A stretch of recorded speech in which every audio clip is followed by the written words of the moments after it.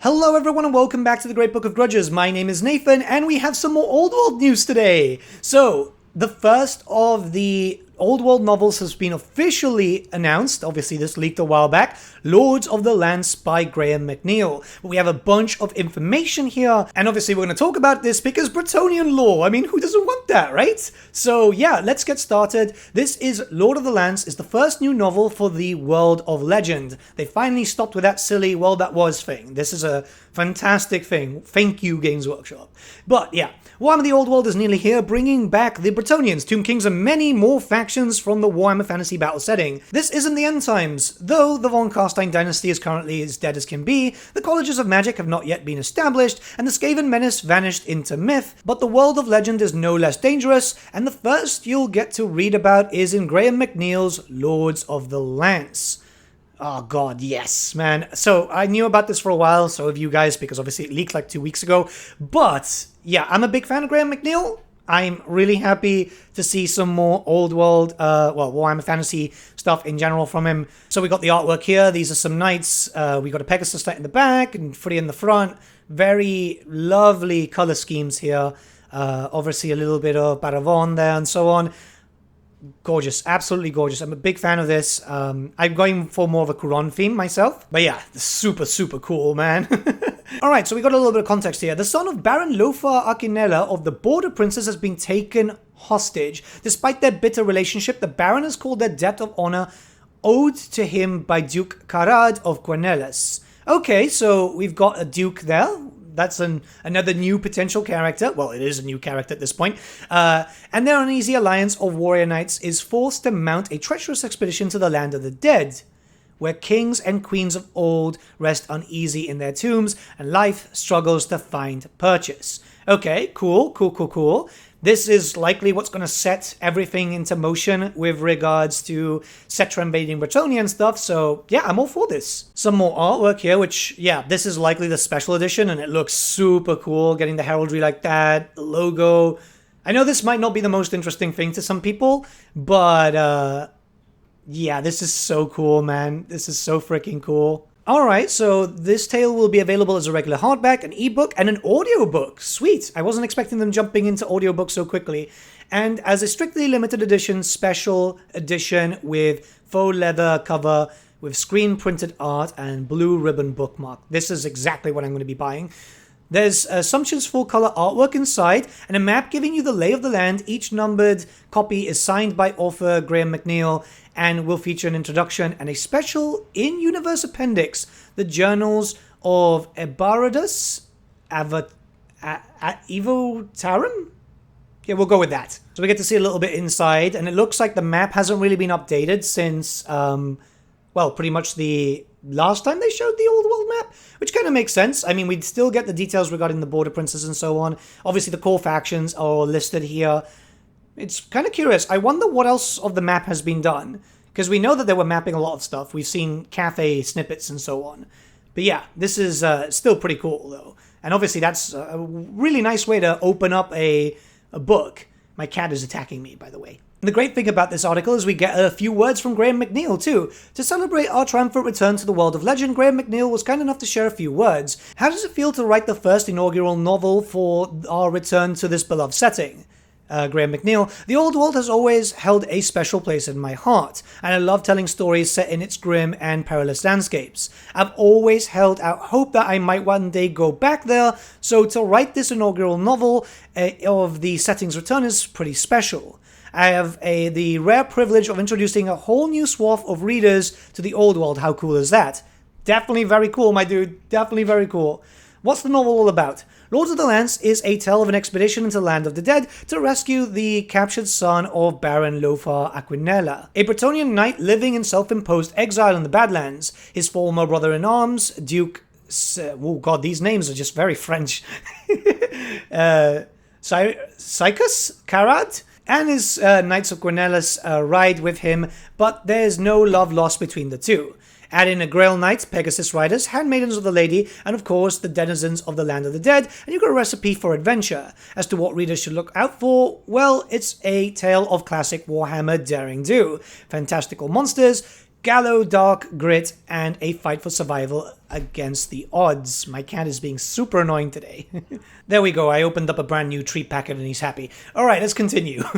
How does the World of Legends setting differ from the End Times? The old world is always teetering on the brink of destruction, but where the End Times had a fatalistic vibe to it, where the doom of the world was, if not assured to the heroes fighting against it, at least highly likely, this time period still has hope. Very curious words there.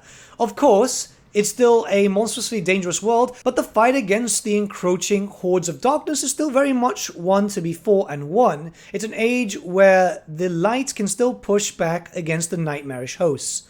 Is the character of Bretonnia different a few hundred years in the past? Very little of this book is set in Bretonnia, but the attitudes of the lords and knights to the peasant host will be very familiar to the fans of that realm. In many ways, it's more the things change, the more things stay the same situation. But there are a number of differences the readers will spot very early on in terms of who can be a knight and how some of the characters feel their land could or should be as opposed to how it actually is. Yeah, I mean, this is going to go into the situation of we started seeing female knights. Obviously, the knights on foot can also have a female. I believe it's one of the banner bearers or something else. We saw that in the preview a few months ago. But yeah, as long as it's, brought into explaining why these changes have come into effect, why not? But yeah, let's continue. Are there any echoes for the future, perhaps tie-in events to more familiar lore? Lord Cyricus is an ancestor of Lord Leofric, the Bretonnian knight who, perhaps unwisely, rode into the forest of Athaloran in my novel Guardian of the Forest. There's also more than a few nods to what lies ahead in the decades, centuries to come.